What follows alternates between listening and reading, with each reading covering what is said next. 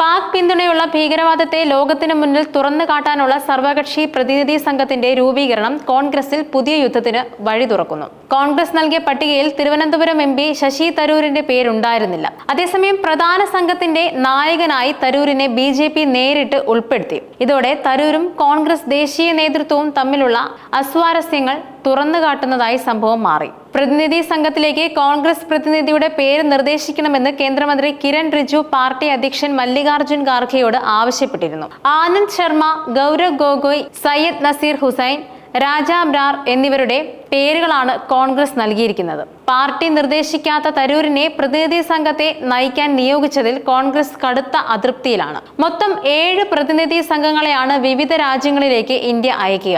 പഹൽഗാം ആക്രമണവും operation സിന്ദൂറും India Pak വെടിനിർത്തൽ വരെയുള്ള നിർണായക സംഭവങ്ങളും വിശദീകരിക്കുകയാണ് ദൗത്യം.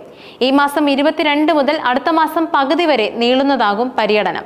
എല്ലാ രാഷ്ട്രീയ പാർട്ടികളിൽ നിന്നുമുള്ള MP-മാരും മുൻ മന്ത്രിമാരും നയതന്ത്ര ഉദ്യോഗസ്ഥരും ഉൾപ്പെടുന്ന സംഘങ്ങളാകും വിവിധ രാജ്യങ്ങൾ സന്ദർശിക്കുക. US, UK എന്നിവിടങ്ങളിലേക്കുള്ള സംഘത്തെ ശശി തരൂരാകും നയിക്കുകയെന്നും കേന്ദ്ര സർക്കാർ അറിയിച്ചു. തരൂരിന് പുറമെ ബൈജയന്ത് പാണ്ഡ, രവിശങ്കർ പ്രസാദ്, സഞ്ജയ് ഝാ, ശ്രീകാന്ത് ഷിൻഡെ, കനിമൊഴി, സുപ്രിയ സുലെ എന്നിവരാകും മറ്റ് സംഘങ്ങളെ നയിക്കുക. കേരളത്തിൽ നിന്നും ശശി തരൂരിനെ കൂടാതെ John Brittas, AT Muhammad Basheer, V Muraleedharan എന്നിവരും പ്രതിനിധി സംഘത്തിലുണ്ട്. സർവകക്ഷി സംഘത്തെ തിരഞ്ഞെടുത്തതിൽ കേന്ദ്ര സർക്കാർ രാഷ്ട്രീയം കളിക്കുകയാണെന്നും മുതിർന്ന കോൺഗ്രസ് നേതാവ് ജയറാം രമേശ് പറഞ്ഞു. പരസ്പര വിശ്വാസത്തോടെ പോകേണ്ട സമയമാണെന്നും സർക്കാർ നീക്കം ആശ്ചര്യപ്പെടുത്തുന്നതാണെന്നും അദ്ദേഹം ചൂണ്ടിക്കാട്ടി.